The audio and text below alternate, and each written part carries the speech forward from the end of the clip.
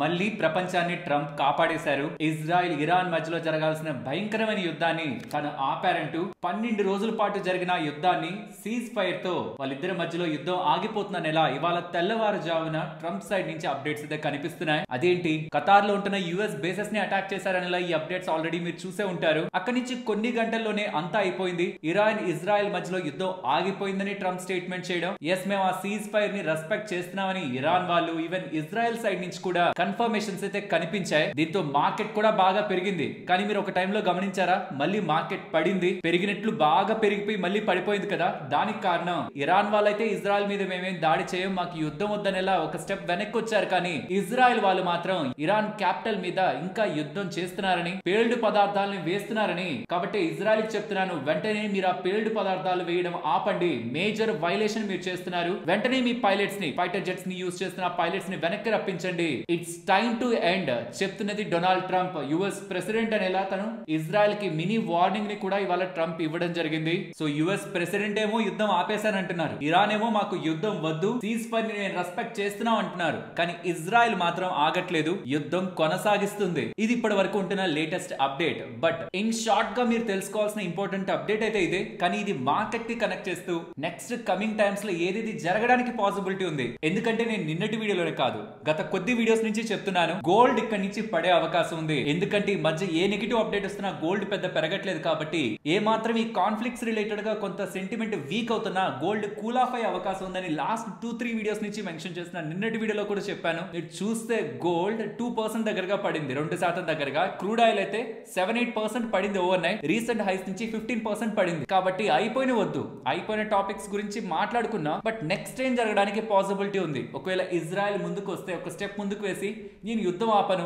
Iran తాడోపేడు ఈసారి తేల్చుకుంటానని ముందుకు వెళ్తే మన మార్కెట్స్ రిలేటెడ్ గా ఎలాంటి అన్సర్టనిటీ ఉండే అవకాశం ఉంది. స్టాక్స్ లో కానీ, మ్యూచువల్ ఫండ్స్ లో కానీ, ఈటీఎఫ్ లో కానీ ఇన్వెస్ట్మెంట్స్ చేస్తున్న వాళ్ళు క్యాష్ ని 10-20% ఎందుకు మెయింటైన్ చేయడం, ఈ పాయింట్స్ లో మంచిది ఉంటున్న ఇంపార్టెంట్ స్ట్రాటజీని మాట్లాడుకుంటూ మార్కెట్ రిలేటెడ్ గా కొంత ఇంపార్టెంట్ ఇన్ఫర్మేషన్, ఈ పాయింట్ లో తెలియాల్సిన ఇన్ఫర్మేషన్ ని కూడా ఇవాళ మార్కెట్ అనాలిసిస్ లో డిస్కస్ చేస్తున్నాను. సో ఇలా కెమెరా ముందుకు వచ్చి మీకు చెప్తే మీకు ఇంకొంత క్లియర్ గా అర్థమవుతుంది. సో ఇవాళ వీడియోని స్టార్ట్ చేద్దాం. Hello friends, welcome to day today Telugu.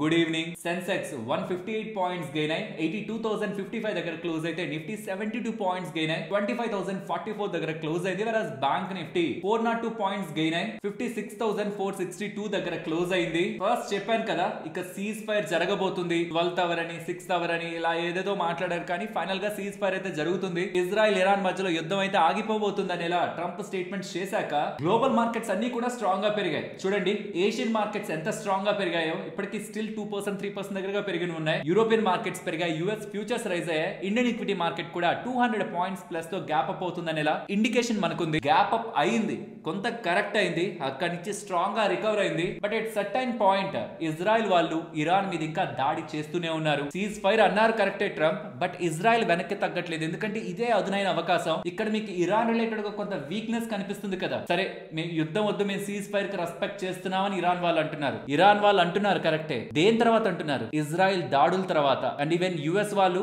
పెద్ద మొత్తంలో పేల్డ్ పదార్థాలు వాళ్ళ న్యూక్లియర్ ఫెసిలిటీస్ మీద వేశారన్నాక మేము వచ్చిన తర్వాత కూడా యుద్ధం మాకొద్దని ఇరాన్ వెనక్కి తగ్గుతున్నారంటే శత్రువు వీక్ అవుతున్నట్లు కనిపిస్తూ ఉండడం ఇజ్రాయెల్ కి ఇదే పర్ఫెక్ట్ టైం. ఇరాన్ ఇంకొంచెం వెనక్కి నెట్టడానికని ఇజ్రాయెల్ వాళ్ళు ఇంకా దాడులు చేస్తూనే ఉండడం మార్కెట్ కి ఈ పాయింట్ లో ఇరాన్ ఇరిటేట్ అయ్యి స్ట్రైట్ ఆఫ్ హార్మోజ్ ని క్లోజ్ చేయడానికి ప్రయత్నించిన, ఆ తమ సొంత దేశంలో ఉన్న ప్రజల ముందు ఎలా అయినా వాళ్ళు తలెత్తుకోవాలంటే, రాజకీయ నాయకులు తలెత్తుకోవాలంటే, ఇంకా యుద్ధం చేస్తుంటే మనం ఎందుకు కామ్ గా ఉన్నామని వాళ్ళు అడిగే ప్రశ్నలకు ఆన్సర్ చేయాలంటే యుద్ధం ఆపడానికి అవ్వదు. ఇక వాళ్ళు కూడా తిరిగి యుద్ధం చేస్తారనే ఒక క్వశ్చన్ మార్క్స్ మళ్ళీ ఇజ్రాయెల్ వల్ల అటాక్స్ తో మార్కెట్ కనిపిస్తూ ఉండడం, even after the Trump statement market దాని వల్ల కంప్లీట్ గా ఈ పాయింట్ కి బిలీవ్ చేయలేకపోయింది. కాబట్టి ఆ మార్కెట్ లో వచ్చిన ర్యాలీకి కొంత ప్రాఫిట్ బుకింగ్ ఇవాళ మనం చూసాం. బట్ కమింగ్ టైమ్స్ లో ఇజ్రాయెల్ కూడా కొంత వెనక్కి తగ్గింది అనుకోండి. ఎందుకంటే ట్రంప్ చెప్తున్నారు కదా, క్లియర్ గా ఆపండి, వైలేట్ చేయొద్దు, పైలట్స్ ని వెనక్కి రప్పించండి అని. మరి ఇజ్రాయెల్ కి యుఎస్ సపోర్ట్ రావడం వల్లే కదా ఇరాన్ కొంచెం వెనక్కి తగ్గింది. ఓన్లీ ఇజ్రాయెల్ అయితే ఖచ్చితంగా ఇరాన్ స్ట్రాంగ్ గానే ఫైట్ చేసేది. అండ్ ఈ పాయింట్ లో ఇజ్రాయెల్ ఇంకా ఇంకా ఇంకా ముందుకు వెళ్ళింది అనుకోండి, ఇరాన్ కి సపోర్ట్ దొరుకుతుంది. మీన్స్ ఇక యుద్ధం వద్దు, మేము వెనక్కి వెళ్తాం, మేము కామ్ గా ఉంటాం, మేము రెస్పెక్ట్ చేస్తున్నాం సీజ్ ఫైర్ అని ఇరాన్ చెప్పిన తర్వాత కూడా ఇంకా దాడులు జరుగుతుంటే, మిడిల్ ఈస్ట్ లో ఇప్పటి వరకు అంత స్ట్రాంగ్ సపోర్ట్ లేదు. ఈవెన్ చైనా నుంచి, రష్యా నుంచి కూడా అంత స్ట్రాంగ్ సపోర్ట్, అంటే మాటల రూపంలో కండెమ్ చేశారు, ఖండిస్తున్నాం అన్నారు, కానీ అంత స్ట్రాంగ్ సపోర్ట్ ఇరాన్ కి దొరకలేదు. బట్ సీజ్ ఫైర్ ని రెస్పెక్ట్ చేస్తున్నాం అని చెప్పిన తర్వాత కూడా ఒకవేళ ఇజ్రాయెల్ పెద్ద మొత్తంలో కానీ అటాక్స్ అలాగే కొనసాగిస్తే యుఎస్ మాటను వినకుండా కూడా కొనసాగిస్తే అప్పుడు వాళ్ళ రిలేటెడ్ గా విక్టిమ్ నేచర్ ప్లే అవుతూ మిడిల్ ఈస్ట్ లోను ఇంకొన్ని ఇతర కంట్రీస్ లోను ఇప్పటి వరకు న్యూట్రల్ లో ఉంటున్న వాటి నుంచి కూడా ఇరాన్ కి కొంతమేరకు మద్దతు ఆ రెసిస్టెన్స్ ఉంటే అది కూల్ ఆఫ్ అయ్యే అవకాశం కనిపిస్తుంది. కాబట్టి యాజ్ ఆఫ్ నౌ ఇమీడియట్ గా ఇజ్రాయెల్ కూడా ఒక స్టెప్ వెనక్కి అయితే వెళ్ళాలి. అది కంప్లీట్ గా ఇజ్రాయెల్ చేతుల్లో ఉంటుంది. కాబట్టి యుఎస్ కూడా ఇంకొకసారి ట్రంప్ సైడ్ నుంచి ఇంకొకసారి యుద్ధాన్ని ఆపండి వెంటనే అని ఇజ్రాయెల్ కి చెప్పే ప్రయత్నం చేస్తున్నారు. సో అదేంటి అంతా అయిపోయింది అనుకొని మార్కెట్ పెరుగుతుంటే మరి మీరేమో ఇంకా అవ్వలేదు ఇజ్రాయెల్ అటాక్ చేస్తుందని చెప్తున్నారంటే ఫ్రెండ్స్ 99% ఎంటైర్ ఇష్యూ ఎండ్ అయిపోయినట్టే. ఇజ్రాయెల్ కి ఛాన్స్ ఉంది కదా ఈ సీజ్ ఫైర్ అనేసే లోపు ఏదో ఒకటి చేద్దామని ప్రయత్నిస్తున్నట్లున్నారు. కానీ యుఎస్ చెప్పిన తర్వాత కూడా ఇక ఇజ్రాయెల్ అటాక్ ని చేస్తుంటే ఇప్పుడు ట్రంప్ ఇలాంటి స్టేట్మెంట్ చేసిన తర్వాత కూడా వాళ్ళు ఇంకా దాడి చేస్తున్నారంటే ఇందాక నేను చెప్పినట్టు చాలా ఈక్వేషన్స్ ఇక్కడ మారుతాయి. కాబట్టి ఇజ్రాయెల్ కూడా త్వరగానే వెనక్కి వచ్చే ప్రయత్నం చేస్తుంది. Already crude oil recent highs నుంచి 15% దగ్గరగా పడింది. ఓవర్ నైట్ లో 8% పడింది. గోల్డ్ 2% కూల్ ఆఫ్ అయింది. వేటిలో కూడా మళ్ళీ స్ట్రాంగ్ రివర్సల్ కనిపించట్లేదు. కాబట్టి మోస్ట్లీ ఈ యుద్ధం ఆ యుద్ధం కారణంగా ఇంపాక్ట్ ఈక్విటీ మార్కెట్స్ రిలేటెడ్ గా ఎండ్ అయిందని అనుకోవాలి. బట్ స్టిల్ ఇజ్రాయెల్ ఇంకొక స్టెప్ ముందుకు వేస్తుందని ఒక క్వశ్చన్ మార్క్స్ మార్కెట్ ఒక ఫుల్ స్కేల్ లో పెరిగేలా చేయలేదు. కమింగ్ టైమ్స్ లో ఇజ్రాయెల్ కూడా ఒక స్టెప్ వెనక్కి తగ్గింది అనుకోండి మార్కెట్ కి క్లారిటీ వస్తుంది. సో కంప్లీట్ గా మార్కెట్ ఒక మొమెంటం అనేది ఈ ఇజ్రాయెల్ ఇరాన్ కాన్ఫ్లిక్ట్ తో ఏమైపోతుందనే ఒక భయం నుంచి మెయిన్ బోర్డ్ లోకి మెయిన్ ఎలిమెంట్స్ లోకి షిఫ్ట్ అవుతుంది which is good for stock market. But ఇవాళ నేను అబ్జర్వ్ చేసింది ఏంటంటే గ్లోబల్ మార్కెట్స్ లో చాలా కంట్రీస్ కి సంబంధించిన మార్కెట్స్ మన మార్కెట్ కంటే స్ట్రాంగ్ గా పెరిగాయి compared with Indian equity market. Global markets లో కొంత స్ట్రాంగ్ మొమెంటం ఇవాళ ఇజ్రాయెల్ ఇరాన్ కాన్ఫ్లిక్ట్ ఎండ్ అయిపోతున్న ఒక థీమ్ తో అయితే ఉంది. సరే ఇంకొకటి 2 రోజుల్లో ఇజ్రాయెల్ ఇరాన్ కాన్ఫ్లిక్ట్ మాట్లాడుకునే టాపిక్ కూడా అవ్వదేమో. కమింగ్ టైమ్స్ లో ఏమున్నాయి జూలై 9th మనకి డెడ్ లైన్ కదా. ట్రంప్ 90 days పాటు టారిఫ్ ని పాస్ చేశారా? కంట్రీస్ అందరి మీద ట్యాక్స్లు వేసి మళ్ళీ నేను పాస్ చేస్తున్నాను 90 days అన్నారా? దానికి డెడ్ లైన్ జూలై 9th దగ్గర పడుతున్నా ఈ లోపు మనకి ట్రేడ్ డీల్ అవ్వాలి. లేకపోతే ఇంకేం చేస్తారు? మళ్ళీ ఎక్స్టెండ్ చేస్తారా? లేదు వేసినట్లు వేసి మళ్ళీ ఈ కంట్రీస్ అడుగుతున్నాయని వాటి కోసమే స్పెషల్ గా ఎక్స్టెండ్ చేస్తారా చూడాలి. ఇండియా ఆల్మోస్ట్ కంప్లీట్ అయింది. కొన్నిటి మీద క్లారిటీ రాక ఇంకా ట్రేడ్స్ మీద డిస్కషన్ జరుగుతుందని ఇలా అప్డేట్స్ కనిపిస్తున్నాయి. కాబట్టి కమింగ్ టైమ్స్ లో ప్రాబబుల్లీ మీరు ఈ ట్రేడ్ టారిఫ్స్ రిలేటెడ్ గా అప్డేట్స్ ని ఎక్కువగా వింటారు జూలై 9th డెడ్ లైన్ కాబట్టి. అండ్ ఇక్కడ వడ్డీ రేట్ల గురించి మాట్లాడాలి. పవెల్ గారు రీసెంట్ టైమ్స్ లో యుఎస్ ఫెడ్ అక్కడ సెంట్రల్ బ్యాంక్ చైర్మన్ వడ్డీ రేట్లని కట్ చేయలేదు కదా. ఈవెన్ ఇన్ఫ్లేషన్ పెరుగుతుంది జీడిపి రిలేటెడ్ గా ఇంపాక్ట్ ఉంటుందని ఎలాంటి స్టేట్మెంట్స్ కూడా కనిపించాయి కదా. తన రిలేటెడ్ గా చాలా ఇంపార్టెంట్ అప్డేట్ ఉంది. ఇన్ఫాక్ట్ తన కమింగ్ టైమ్స్ లో వడ్డీ రేట్లు కట్ చేస్తే అది మార్కెట్స్ కి super positive. No doubt super positive. Indian markets కి అయితే ఇంకా పాజిటివ్. ఎందుకంటే ఆర్బీఐ వాళ్ళు ఎలాగో వడ్డీ రేట్లు కట్ చేశారు. ఇంటర్నల్ గా డొమెస్టిక్ గా మన కన్సంప్షన్ స్ట్రాంగ్ గా ఉంటుంది. గ్లోబల్ గా కూడా స్ట్రాంగ్ ఉంది అనుకోండి. ఐటీ స్టాక్స్ కి గ్లోబల్ గా డిపెండ్ అయిన ఫార్మా అండ్ ఇతర కంపెనీస్ కూడా బూస్ట్ కనిపిస్తూ ఉండడం ఓవరాల్ ఇండియన్ మార్కెట్స్ రిలేటెడ్ గా స్ట్రెంత్ ఉంటుంది. గ్లోబల్ గా రేట్ కట్స్ కనిపిస్తాయి. బట్ ఒక్కసారి తన సోషల్ మీడియా ప్లాట్ఫామ్ లో ట్రంప్ పోస్ట్ చేసిన ఈ అప్డేట్ ని చూడండి. Too late Jerome Powell the fed chairman గురించి మాట్లాడుతూ ఇవాళ కాంగ్రెస్ తో హౌస్ ఫైనాన్స్ సర్వీస్ కమిటీ వాళ్ళతో ఫెడ్ ఎక్స్ప్లెయిన్ చేయాలి. ఫెడ్ చైర్మన్ ఎక్స్ప్లెయిన్ చేయాలి. ఈ రీసెంట్ డేస్ లో ట్రంప్ వడ్డీ రేట్లు కట్ చేయి అంటుంటే నువ్వు ఎందుకు కట్ చేయట్లేదు? రీజన్ ఏంటి? ప్రాపర్ గా ఎక్స్ప్లెయిన్ చేయమని ఇవాళ కాంగ్రెస్ తో తనకి మీటింగ్ ఉంది. ఇక్కడ పవెల్ రిలేటెడ్ గా ఏదైనా ఇంపార్టెంట్ స్టేట్మెంట్స్ వస్తాయా? ఎందుకు తను కట్ చేయట్లేదు అన్న దానికి ఏదైనా హార్డ్ రీజన్స్ ని చెప్పే ప్రయత్నం చేస్తారా? ఇది వాళ్ళ నైట్ ఐ థింక్ మన ఇండియన్ టైమింగ్ ప్రకారం అది 6:30 నుంచి స్టార్ట్ అవుతుంది. బట్ తను ఎప్పుడు బయటకు వస్తారు ఆర్ తను ఎప్పుడు ఆ స్టేట్మెంట్స్ లోపల చేసిన స్టేట్మెంట్స్ బయటకు వస్తాయి అనేది మనకు క్లారిటీ లేదు. కానీ 6:30కి ఇవాళ ఈవినింగ్ 2 days ఒక ఈ మీటింగ్ అయితే స్టార్ట్ అవుతుంది. సో వడ్డీ రేట్లు కట్ చేస్తే యూఎస్ఏ కి $800 billion per year దగ్గరగా సేవ్ అవుతుందని ఐ థింక్ ఈసారి కాంగ్రెస్ ప్రాపర్ గా వర్క్ చేసి ఈ డంబ్ హార్డ్ హెడెడ్ పర్సన్ ని కన్విన్స్ చేస్తుందని సో దట్ అమెరికా మళ్ళీ గ్రేట్ అగైన్ అవుతుందని ఎలా యుఎస్ ప్రెసిడెంట్ ట్రంప్ స్టేట్మెంట్స్ అయితే కనిపిస్తున్నాయి. మరి చూడాలి ఇవాళ ఫెడ్ రిలేటెడ్ గా ఏదైనా ఇంట్రెస్టింగ్ అప్డేట్స్ ఉంటాయని. ఎందుకంటే ఇది యుఎస్ రిలేటెడ్ గా చాలా ఇంపార్టెంట్. వాళ్ళు ట్రిలియన్స్ ఆఫ్ డాలర్స్ అప్పులు ఉన్నారు. బిలియన్స్ ఆఫ్ డాలర్స్ వాళ్ళు వడ్డీలు కడతారు. అది సేవ్ అవ్వాలంటే ఫెడ్ వాళ్ళు వడ్డీ రేట్లు కట్ చేయాలి. ఫెడ్ వాళ్ళు వడ్డీ రేట్లు కట్ చేయాలంటే ఎకానమీలో ఇన్ఫ్లేషన్ కంట్రోల్ అవుతుందని ఫెడ్ కనిపించాలి. అలా జరగాలంటే ట్రంప్ టారిఫ్ గేమ్ ని as soon as possible end చేయాలి. చూస్తే ఈ సర్కిల్ మొత్తంలో ఒక్క పాజిటివ్ జరిగింది అనుకోండి, ట్రంప్ టారిఫ్స్ ని వెనక్కి లాగాడు అనుకోండి, మొత్తం అంత పాజిటివ్ గానే టర్న్ అవుతుంది. ట్రంప్ టారిఫ్ ని వెనక్కి లాగితే యుఎస్ ఫెడ్ వాళ్ళు వడ్డీ రేట్లు కట్ చేస్తారు.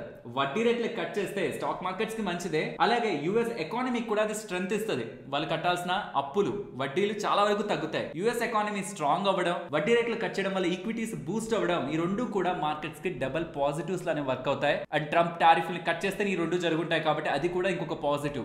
సో ఏదో ఒక particular point of time market కి ఒక చిన్న సిగ్నల్, మళ్ళీ మొత్తం ఎండ్ అవ్వాల్సిన నీడ్ లేదు, ఒక చిన్న సిగ్నల్ ట్రంప్ చేస్తున్న ఈ పనుల కారణంగా ఫెడ్ వాళ్ళు వడ్డీ రేట్లు కట్ చేస్తారంటే అది కూడా మార్కెట్స్ లో పాజిటివ్ గా ప్లే అయ్యే అంశంగానే మనం చూడాలి. హోప్ మీకు ఒక క్లారిటీ వచ్చిందని. ఇవాళ ఫెడ్ రిలేటెడ్ గా అప్డేట్ ఉందా ఇది గమనిస్తాం. కమింగ్ టైమ్స్ లో జూలై 9th లోపు మనకి చాలా కంట్రీస్ రిలేటెడ్ గా ట్రేడ్ డీల్స్ జరుగుతున్నాయని అప్డేట్స్ వస్తుంది. బట్ మన ఇండియాతో ఎలాంటి ట్రేడ్ డీల్ జరిగిందనేది మనకి ఇంపార్టెంట్. ఏదో ఒక ట్రేడ్ డీల్ చేసేయాలి కదా అని మనం వాళ్ళ దగ్గర లొంగాల్సిన అవసరం ఏం లేదు. వాళ్ళు చెప్పినవన్నీ యాక్సెప్ట్ చేసుకుంటూ పోతే అది వాళ్ళకి లాభం. యూకే వాళ్ళు అలానే చేశారు. నిజం చెప్పాలంటే యూకేకి ఎలాంటి అడ్వాంటేజ్ కలిగింది ఆ ట్రేడ్ డీల్ ద్వారా అనేది అయితే అర్థం కావట్లేదు. అడ్వాంటేజ్ అంతా యూఎస్ ది. బట్ అలాంటి ట్రేడ్ డీల్ మనకు కలగకూడదు. వెయిట్ చేసైనా సరే మంచి ట్రేడ్ డీల్ ని మనం కుదుర్చుకోవాలి. మోస్ట్లీ ఇండియా స్ట్రాంగ్ అనే బార్గెన్ చేస్తుంది. అండ్ తర్వాత తన ట్రేడ్ టారిఫ్స్ కారణంగా ఇన్ఫ్లేషన్ పెద్ద పెరగదని క్లారిటీ ఫెడ్ కి వచ్చి వడ్డీ రేట్లు కట్ చేద్దాం అనుకుంటే జూలై 29 and 30 తన ఫెడ్ వాళ్ళ మీటింగ్ ఉంది. అప్పుడు వడ్డీ రేట్లు కట్ అయ్యే అవకాశం ఉంది. సో జూలై స్టార్టింగ్ లో ట్రేడ్ టారిఫ్స్ రిలేటెడ్ గా ట్రంప్ తీసుకునే డెసిషన్స్ జూలై ఎండింగ్ లోపు ఉంటున్న డేటాని కొంతవరకు చేంజ్ చేస్తూ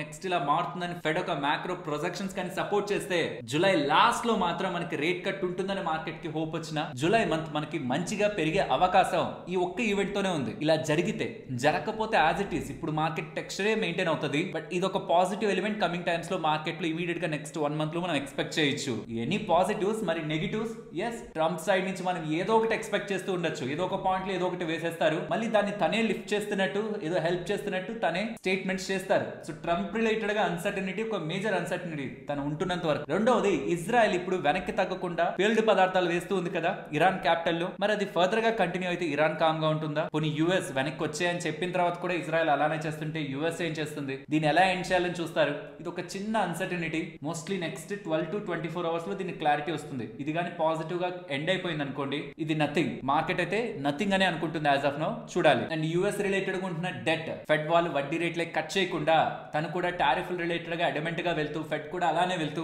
నెక్స్ట్ వడ్డీ రేట్లు 50 basis points ఇయర్ లో కట్ అవుతుందని ఎక్స్పెక్టేషన్ ఉంది. అది కూడా కాకుండా 25 ఆ ఇయర్ ఏ రేట్ కట్ కూడా ఉండదని ఫెడ్ కానీ చాలా స్ట్రాంగ్ మైండ్ తో కానీ ముందుకు వెళ్ళిందంటే మాత్రం major crisis US debt related గా ఎదురవుతుంది. అది యుఎస్ ఎకానమీని, గ్లోబల్ ఎకానమీని కొంతవరకు ఇంపాక్ట్ చేస్తుంది.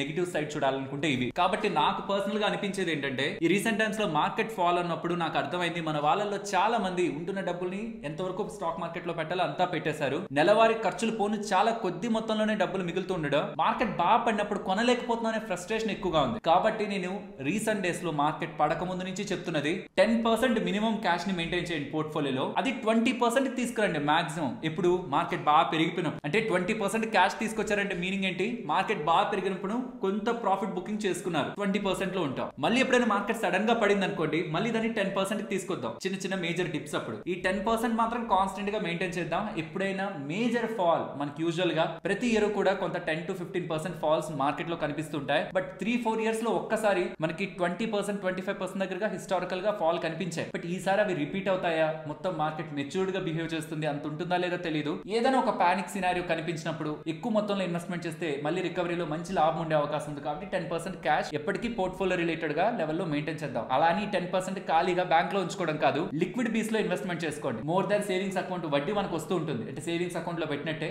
బట్ వెయిట్ చేస్తూ ఉంటుంది అది. లేదనుకుంటే గోల్డ్ ఎప్పుడైనా బాగా పడినప్పుడు గోల్డ్ అయినా పెట్టించుకోండి. మార్కెట్ లో పెట్టడానికి మనకి డబ్బులు కావాలనుకున్నప్పుడు తీయడానికి అవైలబుల్ గా ఉండాలి మనకి. అది క్యాష్ ఆర్ లిక్విడ్ రూపంలో మనం ఉంచుకొని ఉంటాం. మార్కెట్ లో అవకాశం వచ్చినప్పుడు డబ్బులు పెట్టుకోవడానికి ఉంటుంది. లేదు ఇలా పడినప్పుడు పెరిగినప్పుడు ఎంత నేను ఫోకస్ చేయలేను అనుకున్నా, కంప్లీట్లీ ఇన్వెస్టెడ్ గా ఉన్నా. గుర్తుంచుకోండి, రీసెంట్ టైమ్స్ లో మల్టిపుల్ టైమ్స్ వీడియోస్ లో మెన్షన్ చేస్తూనే ఉన్నాను. ఎట్ సమ్ పాయింట్ ఈ నెగిటివ్స్ అన్ని మనకి తెలియకుండానే ఒక్కొక్కటిగా చిక్కుముడిలాగా విడిపోయి మార్కెట్ ఇదేంటి పెరిగిపోతుంది ఇలా అనే ఒక ఫీల్ ని క్రియేట్ చేసినప్పుడు డబ్బులు పెట్టాలనుకునే వాళ్ళకంటే ఇప్పుడు ఎందుకున్నాను మార్కెట్ లో అని ఫీల్ క్రియేట్ చేసినప్పుడు వెళ్ళిపోతుంటారా? మార్కెట్ కొంత బెటర్ వాల్యుయేషన్ లో కనిపిస్తుంటుందా? నెక్స్ట్ పడుతున్నప్పుడు ఏదో ఒక పాయింట్ లో అప్పుడు మార్కెట్ లో ఉండి అవన్నిటిని ఫేస్ చేస్తున్న వాళ్ళు వెల్త్ ని క్రియేట్ చేసుకుంటారు. షార్ట్ టర్మ్ లో క్రియేట్ అయ్యేది ఇన్కమ్, లాంగ్ టర్మ్ లో క్రియేట్ అయ్యేది వెల్త్. అది అంత ఈజీ అయ్యే పని అయితే అందరూ ఈ పాటికి స్టాక్ మార్కెట్ లో కోట్లు సంపాదించే వాళ్ళు. కానీ వోల్టాలిటీని తట్టుకోలేక పడ్డప్పుడు చాలా మంది ఎగ్జిట్ అవుతారు. కాబట్టి స్టాక్ మార్కెట్ రిలేటెడ్ రిలేటెడ్ గా సక్సెస్ స్టోరీస్ మీకు మన తెలుగు వాళ్ళలో పెద్దగా కనిపించావు. బట్ మనందరి స్టోరీని నెక్స్ట్ జనరేషన్స్ చెప్పుకోవాలంటే మార్కెట్ వోలటాలిటీని అర్థం చేసుకుని లాంగ్ టర్మ్ లో ఇన్వెస్టర్ గా మనం కంటిన్యూ అవ్వాలనేది మీరు గుర్తుంచుకోవాలి. ఫ్రెండ్స్, ఇలా మార్కెట్ లో ఉంటున్న ఎంటైర్ డేటాను అనాలిసిస్ చేస్తూ కంటెంట్ మీ వరకు తీసుకురావడానికి మేము పెట్టిన ఎఫర్ట్స్ మీకు వాల్యుబుల్ గా అనిపిస్తూ ఉంటే మన వీడియోని తప్పకుండా లైక్ చేస్తూ పెడుతున్న ఎఫర్ట్స్ ని ఎంకరేజ్ చేయండి. అండ్ మార్కెట్ అప్డేట్స్ మాట్లాడుకునే ముందు, ఒకవేళ మీరు స్టాక్ మార్కెట్ రిలేటెడ్ గా బేసిక్స్ నుంచి నేర్చుకోవాలనుకుంటున్నారు, కాంప్లెక్స్ సబ్జెక్ట్స్ ని కూడా సింపుల్ గా అర్థమయ్యే రూపంలో ఇలా డయాగ్రామ్స్ తో ఎక్స్ప్లెయిన్ చేస్తూ మీరు నేర్చుకోవాలనుకుంటున్నారంటే, మీకు ఇంగ్లీష్ చదవడం వస్తే మాత్రం ఖచ్చితంగా ఈ stock market investing mastermind book ని చదవమని సజెస్ట్ చేస్తాను. ఎందుకు ఇంగ్లీష్ లో ఈ బుక్, ఇంగ్లీష్ లో బోల్డ్ బుక్స్ ఉన్నాయి కదా అంటే, మిగిలిన వాటన్నిటిలో కూడా మనకి జస్ట్ టెక్స్ట్ ఉంటుంది, కొన్నిసార్లు అర్థం కాని డేటా ఉంటూ ఉంటుంది. కానీ దీంట్లో సింపుల్ గా మీకు అర్థమయ్యే రూపంలో ఇలా పిక్చర్స్ తో ఎక్స్ప్లెయిన్ చేస్తూ కాంప్లెక్స్ సబ్జెక్ట్స్ ని కూడా సింపుల్ గా ఇందులో ఎక్స్ప్లెయిన్ చేశారు. ఇక్కడ మీరు గమనిస్తే ఇందులో ఏమేమి ఉన్నాయని బేసిక్స్ నుంచి స్టార్ట్ అవుతూ ఇన్వెస్ట్మెంట్ ట్రేడింగ్ అంటే ఏంటి, స్టాక్ రీసెర్చ్ ఎలా చేయాలి, కంపెనీస్ ని ఎలా ఎవాల్యుయేట్ చేయాలి, వాల్యుయేషన్ ఆఫ్ స్టాక్స్ ఏంటి, ఎప్పుడు కొనాలి, ఎప్పుడు అమ్మాలి, బిజినెస్ సైకిల్స్, మార్కెట్ సైకిల్స్, పోర్ట్ఫోలియోని ఎలా మేనేజ్ చేయాలి, మల్టీ బ్యాగర్ సెలెక్ట్ చేస్తున్నప్పుడు ఎలాంటివి చూసుకోవాలి, ఇవన్నిటిని కూడా ఇందులో సింపుల్ గా ఎక్స్ప్లెయిన్ చేశారు. మోర్ డేటా కంటే కూడా అర్థమయ్యే రూపంలో ఇలా డయాగ్రామ్స్ తో ఎక్స్ప్లెయిన్ చేశారు. కాబట్టి మస్ట్ అండ్ షుడ్ గా ఈ బుక్ ని, మీకు ఇంగ్లీష్ వచ్చు, ట్రావెల్ టైంలో ఇంకెక్కడైనా వెళ్తున్నప్పుడు టైం మీకు ఖాళీగా ఉండి యూటిలైజ్ చేసుకోవాలనుకుంటున్నప్పుడు దీని మీద ఇన్వెస్ట్ చేయమని నేను సజెస్ట్ చేస్తాను. అండ్ ఈ బుక్ జీబ్రా లెర్న్ వాళ్ళకి సంబంధించింది. రీసెంట్ గా వీళ్ళు షార్క్ ట్యాంక్ లోకి వెళ్ళి కూడా ఫండ్స్ ని రేస్ చేశారు. ఇలా సింపుల్ గా ఎక్స్ప్లెయిన్ చేస్తున్నాం అనేసరికి వీళ్ళు ఇన్వెస్ట్మెంట్ ని కూడా రేస్ చేయడం జరిగింది. అండ్ ఈ బుక్ ఒకవేళ మీరు కొనాలనుకుంటే, ఇంగ్లీష్ వచ్చి మీరు చదవగలరు, మార్కెట్ గురించి నేర్చుకోవాలనుకుంటున్నానని కొనేదానికి ముందుకు వెళ్తున్నప్పుడు డైరెక్ట్ గా కొనేటప్పుడు మీకు కూపన్ కోడ్ అని చూపిస్తూ ఉంటుంది. అక్కడ తెలుగు 20 అని మీరు ఎంటర్ చేస్తే 20% డిస్కౌంట్ ఈ బుక్ మీద మీరు పొందొచ్చు.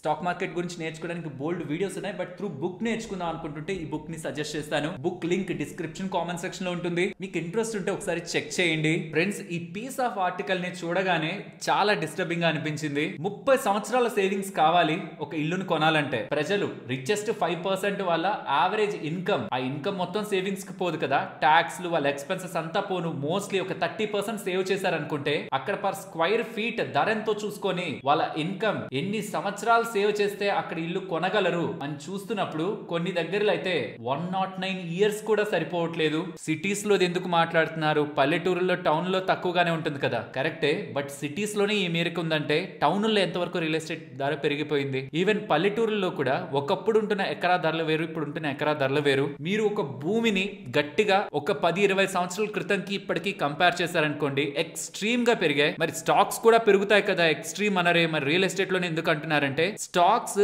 ఎటు పడితే అటు లాజిక్ లేకుండా పెరుగుండవు, ఎర్నింగ్స్ తో పెరుగుంటాయి. ఎటు పడితే అటు పెరిగినవి ఎప్పుడో ఒకటి పడతాయి. కానీ రియల్ ఎస్టేట్ అలా కాదు. వన్స్ పెరిగాక అమ్మే వాళ్ళు తక్కువ అయిపోతారు, ఆ ధరకి కొనే వాళ్ళు లేరంటే అమ్మే వాళ్ళు కామ్ గా ఉండిపోతారు, వాళ్ళు ఏం తక్కువ రేట్లు అమ్మరు. అలా ప్రైజులు చాలా వరకు కరెక్ట్ అవుతూ, టైం వైజ్ గా కరెక్ట్ అవుతూ కన్సాలిడేషన్ మోడ్ లోకి వెళ్తాయి. మీకు ఎంతమంది కనిపిస్తుంది రియల్ ఎస్టేట్ ఓవర్ గా స్ట్రెచ్ అయిందని? ఇళ్ల ధరలు సామాన్యుడికి అందనంత దూరంలో వెళ్లాయి. ఎకరాల ధరలు కూడా లక్షలు దాటేసి కోట్ల మీదకి పరుగులు పెడుతున్న ఈ సందర్భంలో మీ ఒపీనియన్, ఈ రియల్ ఎస్టేట్ స్పేస్ ఇప్పటి వరకు ఎలాంటి రేట్ తో అయితే గ్రో అయిందో అదే రేట్ తో కమింగ్ టైమ్స్ లో గ్రో అవుతుంది అనుకుంటున్నారా? మీ ఒపీనియన్ ని కామెంట్ సెక్షన్ లో చెప్పండి. రియల్ ఎస్టేట్ ఉంటున్న వాళ్ళకి ఇప్పుడు నేను చెప్తున్నది నెగిటివ్ గా అనిపించవచ్చు, కానీ ఒక్కటి ఎప్పుడు లాజిక్ అర్థం చేసుకోండి. ఏది పెరగాలన్నా అటు పక్క బయ్యర్ ఉండాలి. బయ్యర్ ఉండాలంటే ఆ బయ్యర్ రిచ్ మ్యాన్ అవ్వడు, మిడిల్ క్లాస్ పర్సన్ అవుతాడు. ఈ మిడిల్ క్లాస్ తోనే చాలా ఇండస్ట్రీస్ కోట్లు సంపాదిస్తాయి, అందులో రియల్ ఎస్టేట్ కూడా. మరి తను కొనలేని స్టేజ్ కి ఇల్లు వెళ్తుంటే, రియల్ ఎస్టేట్ వెళ్తుంటే తను మాత్రం ఎక్కడి నుంచి కొంటాడు? కాబట్టి ఆటోమేటిక్ గా ఒక లిమిట్ దాటాక ఏదైనా కన్సాలిడేట్ అవ్వాల్సిందే. అది స్టాక్ మార్కెట్ అయినా,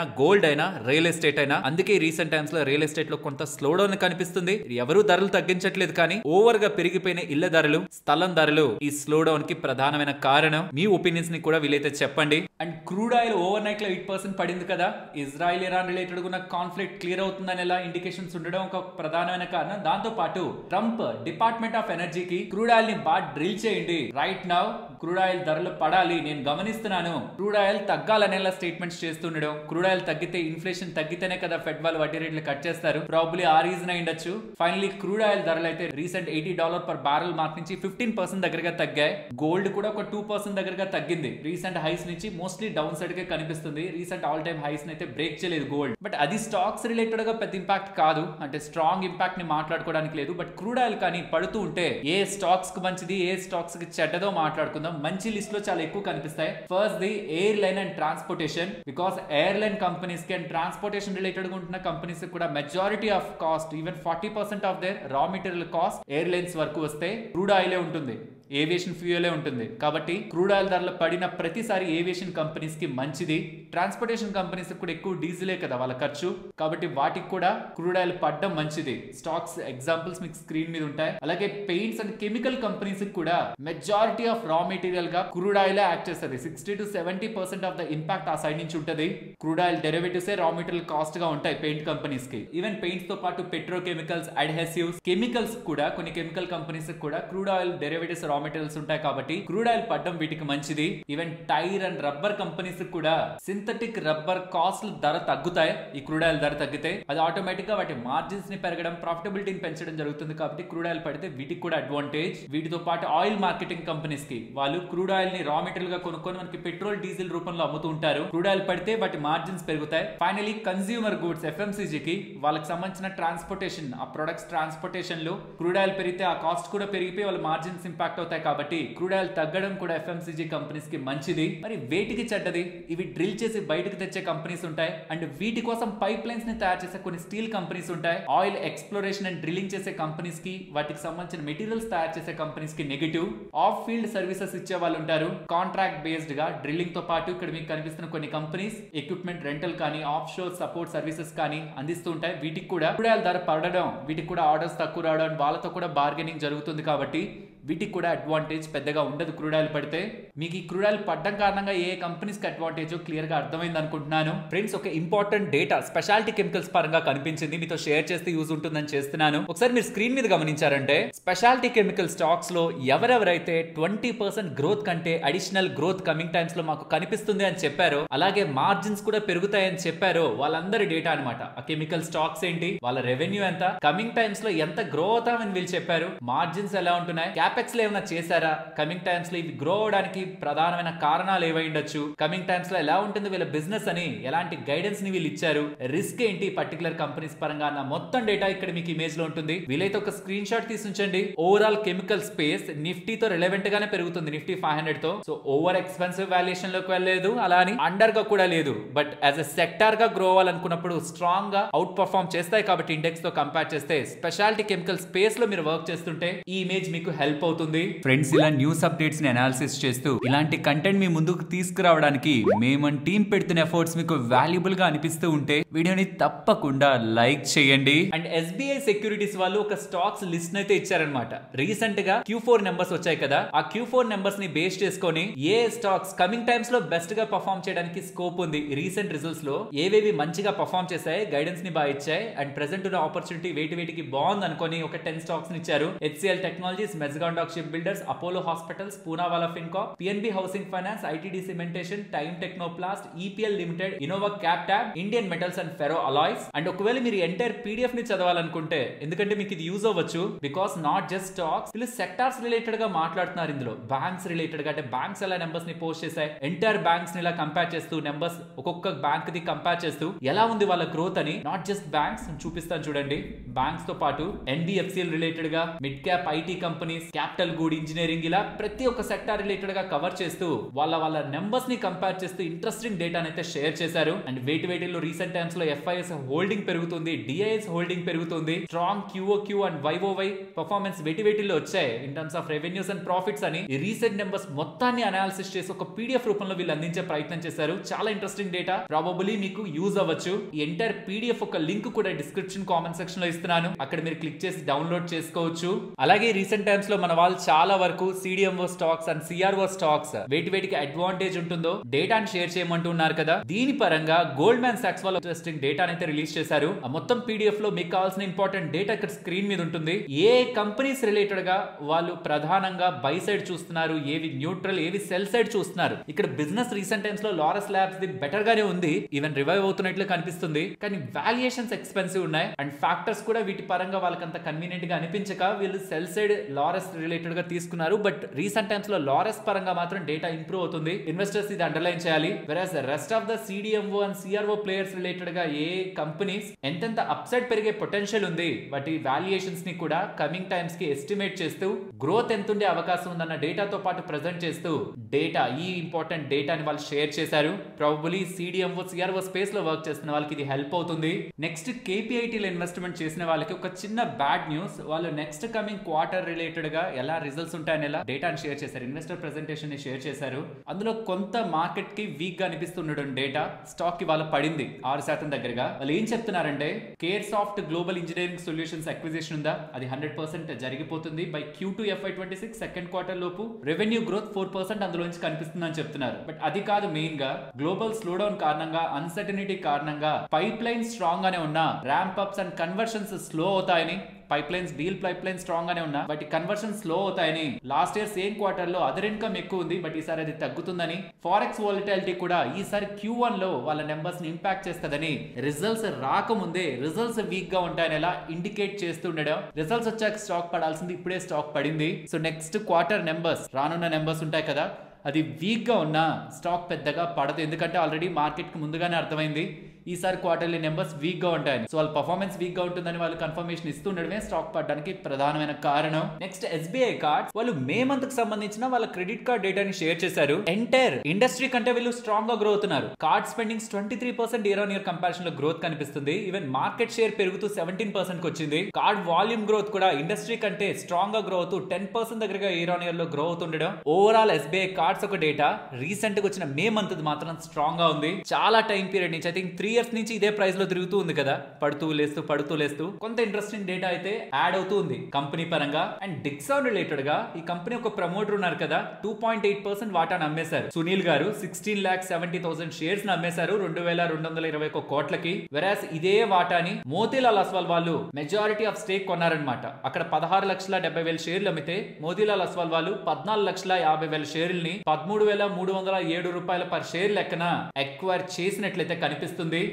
డిక్సాన్ రిలేటెడ్ గా బ్లాక్ డీల్. నెక్స్ట్ EMS ఉంది కదా, వీళ్ళు 782 crore విలువ చేసే river regeneration project Kolkata municipal corporation వాళ్ళ దగ్గర నుంచి గెలుచుకున్నారని. ఓన్లీ వీళ్ళకి వస్తున్న ఆర్డరే కాదు, ఒక జాయింట్ వెంచర్ కి వస్తుంది. అందులో EMS వాళ్ళకి 74% దగ్గరగా వాటా ఉంది. నెక్స్ట్ 36 months లో ఇది కంప్లీట్ చేస్తారు. అండ్ ఆ తర్వాత 15 years పాటు దీనికి సంబంధించిన ఆపరేషన్ అండ్ మెయింటెనెన్స్ కూడా వీళ్ళు చూసుకుంటారని EMS వాళ్ళు అప్డేట్ చేశారు. ఫ్రెండ్స్, ఈ జూలై 1st నుంచి ట్రైన్ టికెట్ ధరలు పెరుగుతాయనేలా చాలా వరకు మీడియా ప్లాట్ఫామ్స్ లో డేటా కనిపిస్తుంది. అన్నిటి మీద పెరుగుతున్నాయంటే కాదు, sub urban fair and monthly seasonal tickets మీద మాత్రం ఎటువంటి పెంపు ఉండదంటున్నారు. అలాగే ఆర్డినరీ సెకండ్ క్లాస్ టికెట్స్ మీద కూడా అప్ టు 500 kilometers ట్రావెల్ చేస్తున్న వాళ్ళ మీద కూడా ఎటువంటి టికెట్ల మీద ధరల పెంపు ఉండదు. ఆపై ట్రావెల్ చేస్తున్న వాళ్ళు, మోర్ దెన్ 500 kilometers ట్రావెల్ చేస్తున్న వాళ్ళు ½ పైసా పర్ కిలోమీటర్ దగ్గరగా అధిక టికెట్ ధర కట్టాల్సి ఉంటుందని, అలాగే మెయిల్ ఎక్స్ప్రెస్ నాన్ ఏసీలో ట్రావెల్ చేస్తున్న వాళ్ళు 1 పైసా పర్ కిలోమీటర్ దగ్గరగా అధిక టికెట్ ధర కట్టాల్సి ఉంటుంది. అండ్ ఏసీ క్లాస్ లో ట్రావెల్ చేస్తున్న వాళ్ళకి 2 పైస్ పర్ కిలోమీటర్ టికెట్ ధర పెరగబోతుందనేలా రైల్వేస్ వాళ్ళ కొత్త రూల్స్ జూలై 1st నుంచి అమల్లోకి వస్తాయనేలా అప్డేట్స్ అయితే కనిపిస్తున్నాయి. ఈవెన్ దీని రిలేటెడ్ ఇంపార్టెంట్ డేటా కూడా ఇక్కడ మీకు స్క్రీన్ ముందు ఉంచుతున్నాను. అఫీషియల్ కమ్యూనికేషన్ అయితే రాలేదు, కానీ మోస్ట్ ఆఫ్ ద ప్లాట్ఫామ్స్ లో డేటా అయితే సర్క్యులేట్ అవుతుంది. Let's wait for official update. And ఈ ఆగస్ట్ 29th తర్వాత ఇక్కడ మీకు కనిపిస్తున్న 8 స్టాక్స్ ఉన్నాయి కదా, Aditya Birla fashion and retail, Adani total gas, CESC, granules, IRB infra, Jindal stainless steel, Poonawalla Fincorp and SJVN limited. ఈ స్టాక్స్ కి సంబంధించి కొత్త FNO కాంట్రాక్ట్ క్రియేట్ అవ్వవన్నమాట. ఆల్రెడీ వాటికి సంబంధించి June, July, August contracts create అయ్యాయి. బట్ ఈ ఆగస్ట్ ఎండింగ్ నుంచి ఇక వాటికి సంబంధించి కొత్త కాంట్రాక్ట్స్ క్రియేట్ అవ్వవని, అక్కడతో అవి FNO లో నుంచి బయటకు వెళ్లిపోతాయని అప్డేట్స్ కనిపిస్తున్నాయి. ఇన్ సింపుల్ టర్మ్స్ వీటికి ఆగస్ట్ వరకే FNO లో యాక్టివిటీ, తర్వాత ఉండదు. అలానే NSE కి సంబంధించిన ఎక్స్పైరీ రిలేటెడ్ గా కూడా ఒక సర్క్యులర్ ని రిలీజ్ చేశారు NSE వాళ్ళు. ఇకపై థర్స్డే కాదని ట్యూస్డేనే ఎక్స్పైరీ ఉంటుందని. Nifty, bank Nifty, fin Nifty, mid cap Nifty and next 50 కూడా ట్యూస్డేనే ఎక్స్పైర్ అవుతాయని. ఎక్సెప్ట్ నిఫ్టీ కాకుండా మిగిలిన అన్ని ఇండెక్స్ కి సంబంధించిన కాంట్రాక్ట్, స్టాక్స్ కి సంబంధించిన కాంట్రాక్ట్స్ అన్ని కూడా మంత్ లో లాస్ట్ ట్యూస్డే ఎక్స్పైరీ అవుతుందని. నిఫ్టీ మాత్రం వీక్లీ కాంట్రాక్ట్స్ కాబట్టి ఎవ్రీ వీక్ ట్యూస్డే ఎక్స్పైరీ ఉంటుందని అప్డేట్స్ అయితే కనిపిస్తున్నాయి. సో ఇకపై థర్స్డే ఎక్స్పైరీ అంటూ NSE కి ఉండదు, అది BSE కి వచ్చేస్తుంది. ట్యూస్డే షిఫ్ట్ అవుతుంది ఇప్పుడు NSE. ఇది 28th ఆగస్ట్ నుంచి అమలవుతుంది అనమాట. సింపుల్ గా చెప్పాలంటే 29th ఆగస్ట్ నుంచి ట్యూస్డే ఎక్స్పైరీస్ లోకి NSE కి సంబంధించిన కాంట్రాక్ట్స్ అన్ని వెళ్తాయి. ఒక్కటి తప్పించి అన్ని మంత్లీ, ఒకటి నిఫ్టీ 50 వీక్లీ ట్యూస్డే ఎక్స్పైర్ అవుతుంది. నెక్స్ట్ ఆదాని ఎంటర్ప్రైజెస్ అండర్ లో ఆదాని ఎయిర్పోర్ట్స్ ఉంటుంది కదా, వాళ్ళు $1 billion గ్లోబల్ ఫైనాన్సింగ్ వాళ్ళ ముంబై ఇంటర్నేషనల్ ఎయిర్పోర్ట్ కి గెలుచుకున్నారని BlackRock, Standard Chartered and ఇతర వాళ్ళ దగ్గర నుంచి ఫండ్స్ లో పార్టిసిపేషన్ కనిపించిందని. ఇది వీళ్ళ ముంబై ఇంటర్నేషనల్ ఎయిర్పోర్ట్ పరంగా మోడర్నైజేషన్ అండ్ ఎక్స్పాన్షన్ లో యూజ్ అవుతుందని. ఎయిర్పోర్ట్ సెక్టార్ లో ఇండియాకి సంబంధించిన first investment grade bond issuance ఇదనేలా ఆదాని ఎంటర్ప్రైజెస్ వాళ్ళైతే అప్డేట్ చేశారు. సో దీంతో వీళ్ళ బిజినెస్ కి కావాల్సిన fund funds, Mumbai international airport కావాల్సిన ఫండ్స్ వీళ్ళకి ఇప్పుడు ఫైనాన్సింగ్ ద్వారా దొరుకుతున్నాయి. నెక్స్ట్ డెలివరీ, వీళ్ళు నేషన్ వైడ్ గా ఫాస్ట్ గా డెలివర్ చేయడానికి వాళ్ళ చండీగఢ్ గేట్వే హబ్ ని ఎక్స్పాండ్ చేసుకున్నారని, గతంలో ఉన్న ఫెసిలిటీతో పోలిస్తే ఇప్పుడు 2.35 lakh square feet ఫెసిలిటీ వీళ్ళకి ఉంటుందని, 30% మోర్ స్టోరేజ్ వీళ్ళకి లభించడం ద్వారా అడ్వాన్స్డ్ సార్టింగ్ వీళ్ళకి దొరుకుతుందని, దీంతో థౌసండ్స్ ఆఫ్ జాబ్స్ క్రియేట్ అవుతాయి. బట్ దానికంటే ఇంపార్టెంట్ గా బిజినెస్ పరంగా ఫాస్ట్ గా వీళ్ళు నేషన్ వైడ్ ఫుల్ఫిల్మెంట్ ని చేయగలరని, ఇది ప్రధానంగా పంజాబ్, హర్యానా, జమ్మూ అండ్ కాశ్మీర్, హిమాచల్ ఈ జోన్స్ లో ఉంటున్న చాలా వరకు చిన్న చిన్న కంపెనీస్ ని సపోర్ట్ చేయడానికి వీళ్ళకి ఫెసిలిటీ యూజ్ అవుతుంది అనేలా, మోర్ బిజినెస్ దీని ద్వారా క్రియేట్ అవుతుంది వీళ్ళకి అనేలా అప్డేట్ అయితే చేశారు. బోండాడా ఇంజనీరింగ్ గ్రూప్ వాళ్ళు 836 crore విలువ చేసే గ్రీన్ ఎనర్జీ స్టోరేజ్ ఆర్డర్ ని గెలుచుకున్నారని from Tamil Nadu green energy corporation. ఇందులో భాగంగా వీళ్ళు 400 megawatt battery energy storage systems ని సెటప్ చేయబోతున్నారని, నెక్స్ట్ 12 years లో ఇది కంప్లీట్ అవుతుందని, బై 2030 లోపు 10 gigawatt కెపాసిటీని గ్రీన్ ఎనర్జీ సైడ్ వీళ్ళు యాడ్ చేస్తారనేలా అప్డేట్స్ అయితే బోండాడా ఇంజనీరింగ్ గ్రూప్ దగ్గర నుంచి కనిపిస్తుంది. నెక్స్ట్ ఎన్విరో ఇన్ఫ్రా గురించి మాట్లాడుకోవాలి. మల్టిపుల్ అప్డేట్స్ ఉన్నాయి, వాటన్నిటిని ఒక్కొక్కటిగా మాట్లాడుకుందాం. అందులో ఫస్ట్ లైన్ లో మాట్లాడుకోవాల్సింది, వీళ్ళు 2 పవర్ ఇన్ఫ్రా కంపెనీస్ ని అక్వైర్ చేస్తున్నారు. ఒకటి వెంటో పవర్, ఇది పీటీసీ ఇండియా వాళ్ళ దగ్గర నుంచి తీసుకుంటున్నారు. ఆ వెంటో పవర్ అనేది ఎన్పిఏ మొండి బకాయిలతో రెజల్యూషన్ లో ఉంటే వీళ్ళు దాన్ని అక్వైర్ చేసుకున్నారు. దీని కారణంగా వీళ్ళకి వస్తున్న అడ్వాంటేజ్ ఏంటంటే, వాళ్ళకి 40 మెగావాట్ సోలార్ బిజినెస్ ఉంది. ఆల్రెడీ పీపీఏ లో ఉన్నారు, పవర్ పర్చేస్ అగ్రిమెంట్ లో ఉన్నారు, 4 rupees 10 paise per యూనిట్ లెక్కన. సో దీన్ని కొనుక్కోవడం కారణంగా వీళ్ళు రెన్యూబుల్ ఎనర్జీ సెక్టర్ లో ఎంటర్ అవడమే కాదు, పవర్ పర్చేస్ అగ్రిమెంట్ రిలేటెడ్ గా కూడా వీళ్ళకి స్టాండర్డ్ గా కమింగ్ టైమ్స్ లో బిజినెస్ అందుతుంది. రెండవ కంపెనీ సోల్ట్రిక్స్ ఎనర్జీని వీళ్ళు అక్విజిషన్ చేస్తున్నారు. వాళ్ళకి 29 మెగావాట్ ఉంది సోలార్, అది కూడా మహారాష్ట్రలో. దానికి కూడా పీపీఏ ఉంది, 0.88 అంటే 88 paise per unit for 25 years. So తక్కువ కెపాసిటీ అండ్ పీపీఏ కూడా లోయర్ సైడ్ ఉండడం, ఈ సోల్ట్రిక్స్ ని 92 crore 80 lakhs కొన్నారు. వెరాజ్ ఇందాక మాట్లాడుకున్న వెంటో పవర్ మాత్రం 115 crore 61 lakhs పెట్టి కొన్నారు. So sustainable clean energy space లో కూడా వీళ్ళు ఎంటర్ అవుతూ గ్రో అవ్వాలని వీళ్ళు ప్రయత్నిస్తూ ఉండడం, స్టాక్ ఇవాళ ఎక్కువగా మూవ్ అయింది. దీంతో పాటు వీళ్ళు 306 crore 30 lakhs విలువ చేసే ఆర్డర్స్ ఫ్రమ్ 3 మున్సిపల్ కార్పొరేషన్స్ వాళ్ళ దగ్గర నుంచి గెలుచుకున్నారని అప్డేట్ చేస్తున్నారు. మున్సిపల్ కార్పొరేషన్ దగ్గర నుంచి వీళ్ళకి ఆర్డర్ రావడం ఏంటి, ఇది ఒక వాటర్ ఇన్ఫ్రా కంపెనీ కదా, like to Vatech Wabag similar business but చిన్న స్కేల్ లో చేస్తుంది. బట్ రెన్యూబుల్ ఎనర్జీ స్పేస్ లో గ్రో అవుతున్నారని చెప్తున్నారు. అండ్ ఇప్పుడు ఈ వాటర్ ఇన్ఫ్రా రిలేటెడ్ గా కూడా బిగ్ ఆర్డర్స్ వీళ్ళకి లభించాయి అంటున్నారు. యాజ్ ఆఫ్ నౌ గా వీళ్ళ ఆర్డర్ బుక్ ని చూసారనుకోండి, 1185 crore దగ్గరగా ఉంటది ఇన్ఫ్రా ప్రాజెక్ట్స్ పరంగా. వెరాజ్ ఆపరేషనల్ అండ్ మెయింటెనెన్స్ రిలేటెడ్ గా మాత్రం 800 crore దగ్గరగా ఆర్డర్ బుక్ ఉంది. టోటల్ గా స్ట్రాంగ్ ఆర్డర్ బుక్, కొత్త ఆర్డర్స్ గెలుచుకున్నారు, రెన్యూబుల్ ఎనర్జీ స్పేస్ లోకి ఎంటర్ అవుతున్నారు అంటే స్టాక్ ఇవాళ ఇంత బజ్ లో ఉండడానికి కారణం. హెచ్జీ ఇన్ఫ్రా వీళ్ళు 117 crore 77 lakhs విలువ చేసే డిఫెన్స్ ఇన్ఫ్రా ఆర్డర్ ని గెలుచుకున్నారని, ముంబైకి సంబంధించిన మిలిటరీ ఇంజనీర్ సర్వీసెస్ వీళ్ళ దగ్గర నుంచి వీళ్ళకి ఆర్డర్ లభించిందని, integrated material handling facility naval dockyard ముంబైలో క్రియేట్ చేయడం కోసం వీళ్ళకి ఈ ప్రాజెక్ట్ లభించినట్టు 30 months లో దీన్ని కంప్లీట్ చేస్తారని వీళ్ళు అప్డేట్ చేస్తున్నారు. అండ్ ఫ్రెండ్స్, వీడియో క్లోజ్ చేసే ముందు ఈ stock investing mastermind book కొనాలనుకుని మీరు వెళ్తున్నప్పుడు డైరెక్ట్ గా కొనేటప్పుడు మాత్రం తెలుగు 20 అనే కూపన్ కోడ్ ని యూస్ చేయడం మర్చిపోకండి, బికాస్ 20% డిస్కౌంట్ మీకు అప్లై అవుతుంది. మరొక ఇంట్రెస్టింగ్ వీడియోతో మళ్ళీ మీ ముందుకు వస్తాను. అంతవరకు టేక్ కేర్, జై హింద్.